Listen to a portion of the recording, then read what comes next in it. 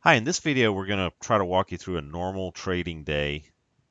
What are some of the opportunities that are presented by the scanner? What's the tone of the marketplace or marketplaces around the globe?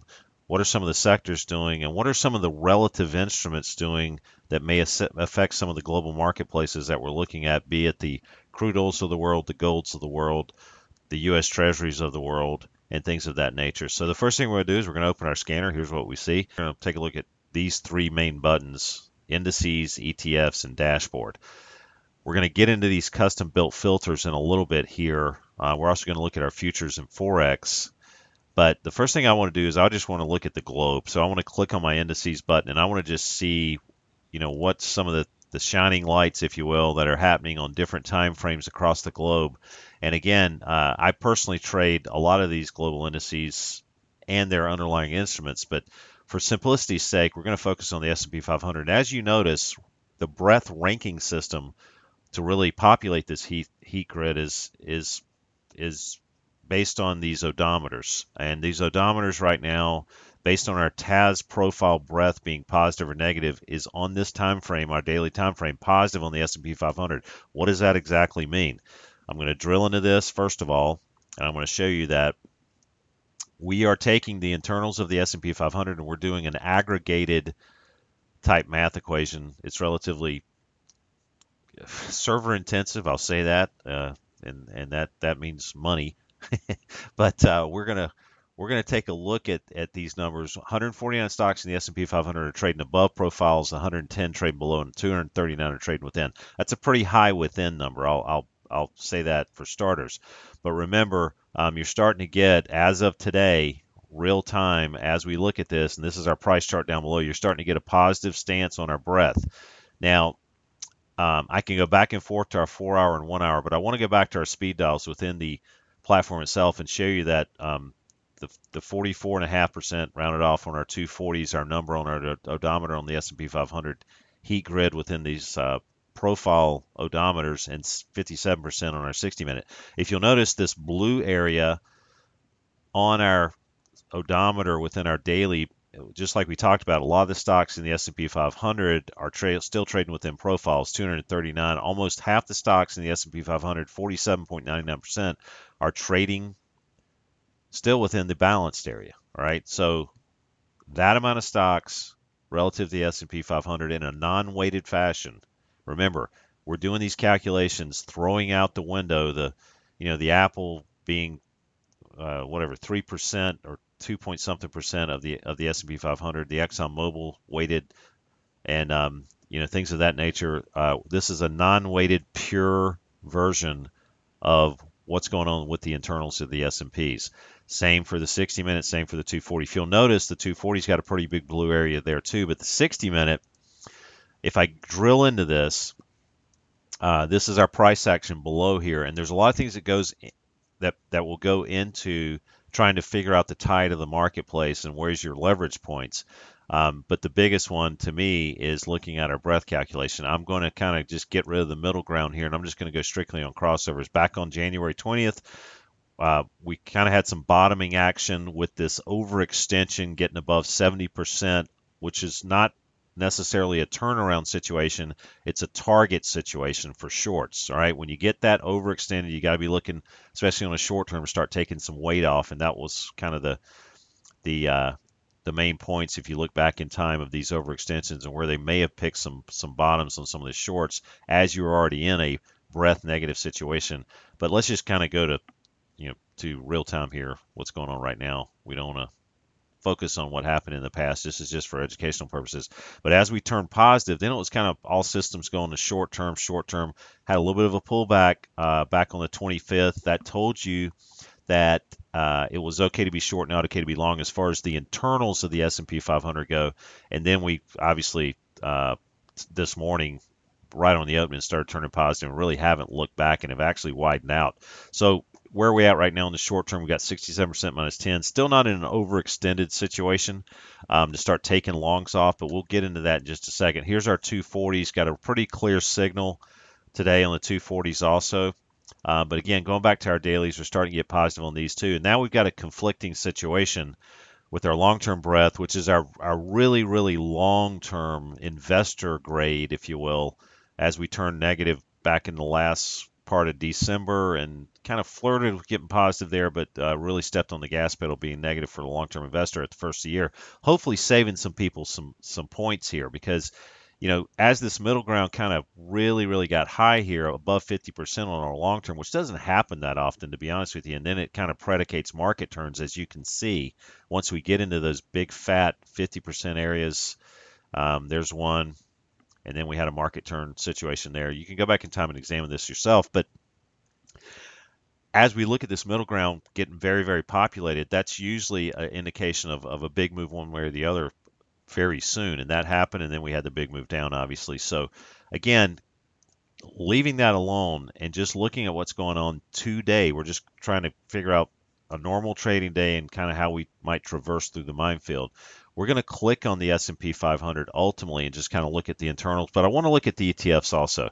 So I want to look at the ETFs in the S&P 500, and I want to see on a daily grid here, and the utilities have been the I don't know how to say it any better than this, but really the sector that's been carrying the baton forward since we had a little bit of a market bounce, and we'll review that. But the breadth on the utilities has been positive across the board for a while now, and I'm going to go back in time, and I'm going to show you.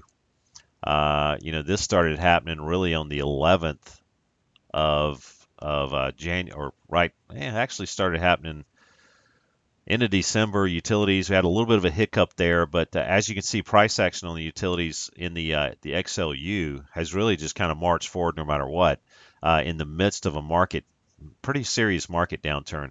If we look across the board on the 1 hour and 4 hour, we've had some intraday trading opportunities, shorter term, but on the weekly, we really just came out of the box hard around the 18th of December, 25th of December, and then we just kind of not looked back. So looking at that sector, obviously it's been the kind of the place to hide in as far as longs go.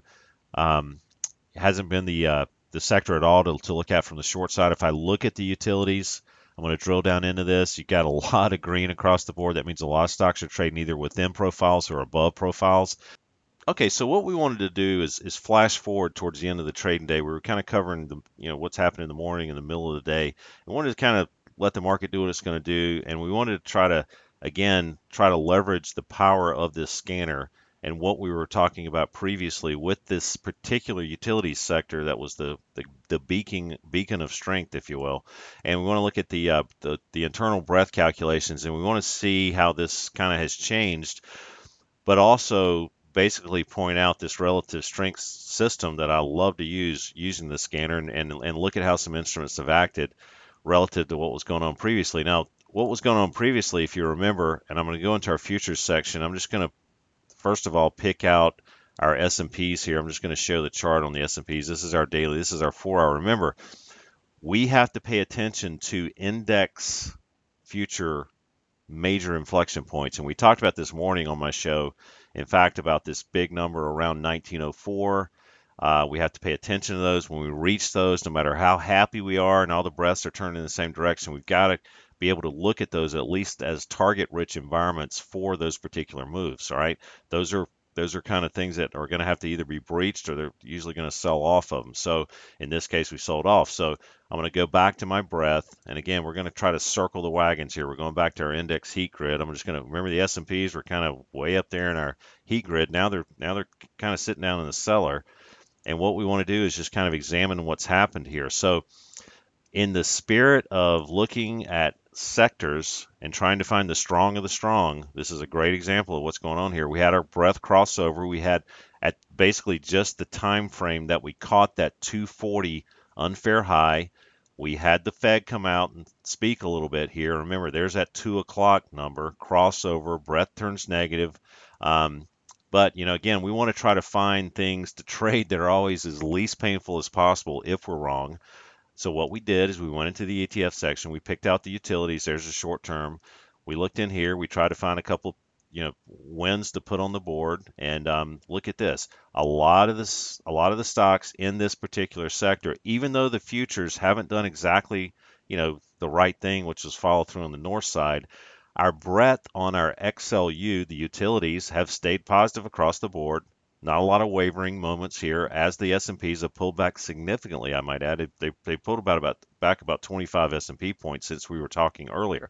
So what we were looking at and we wanted to kind of focus on was some of these stocks that basically had shown some strength. I'm just going to, ETR, here's our daily, sitting at the top of our profile here, kind of looking like it's on the launching pad again, to be honest with you, especially when the market pulls back. It clarifies a lot of instruments, whether they're showing their hand, hey, I don't want to be sold or I don't want to be bought. So in this case, that pullback really just, really put the positive notes, if you will, on the XLU. So a lot of these stocks, I'm going to just kind of like go to the strong of the strong. ES, EverSource Energy, boom, here we go. Staying strong in the pullback and looking extremely bullish. These are the types of stocks you want to look at from a relative strength trading system and whether the market pulls back or not. And we've had a pretty significant pullback since we talked earlier this trading day.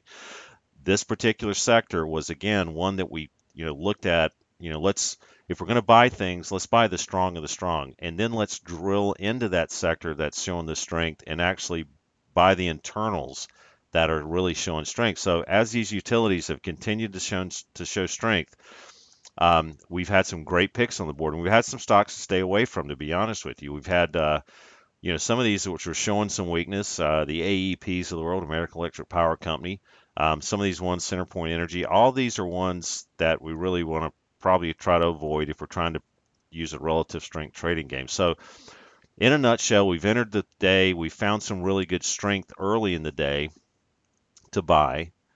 We used our breadth calculations on our XLU and our index heat grid. I went into the S&Ps.